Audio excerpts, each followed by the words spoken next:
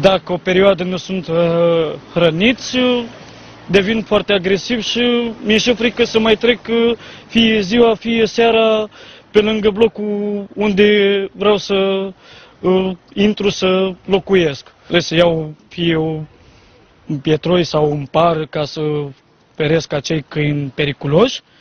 având în vedere că săptămâna trecută m-am trezit cu un câine mușcat de piciorul drept și am fost nevoit să fac un tratament destul de costisitor. Vă spun că în calitate de cetățean al orașului Suceava sunt persoane care din alte localități aduc câini cu mașini, îi aruncă fie între blocurile unde locuiesc eu, fie în orașul Suceava. Nici omorâți pentru că nu este bine, că este un păcat de la Dumnezeu, dar de a-i duce într-un loc sigur pentru ei, de a fi feriți de locurile unde circulă oameni cu copii, noi, tineri.